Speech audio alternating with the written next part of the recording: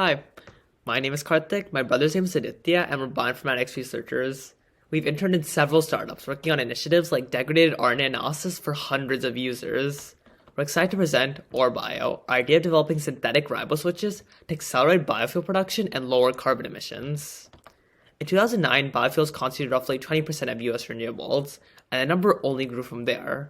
As time progressed, biofuels have played a larger role in the renewable economy, with a 7% CAGR and a $200 billion growth market. However, even as its popularity has risen, biofuels' expected output has paled in comparison. According to scientists, we need 1.02 billion tons of biofuels in 2022 to support human production, but we barely scratched that benchmark, only producing 5% of that. Why, you may ask? Well, the biofuel production pipeline contains multiple steps that expel waste heat. The laws of thermodynamics set maximum thresholds for efficiency, causing some steps of the pipeline to be almost impossible to improve. However, we found a gap in one key step: fermentation.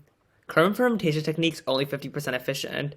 Considering the amount of scientific interest in the topic, we're surprised that this number wasn't much higher, and this lets us to think, what if we can increase efficiency in biofuel production by targeting the fermentation process? We saw an opportunity to design better bacteria for fermentation. Looking into the process, we saw that current research currently overlooks a key component of bacterial function. Although biologists have analyzed control mechanisms like signaling molecules, RNA elements, or specifically riboswitches, have been ignored, even though they're vital in fermentation. So what are riboswitches?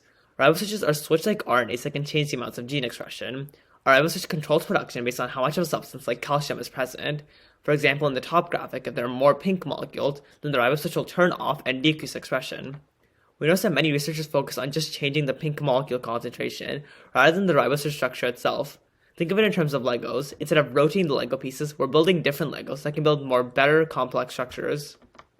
We focus on the Purine Riboswitch, a common class seen inside of fermented bacteria.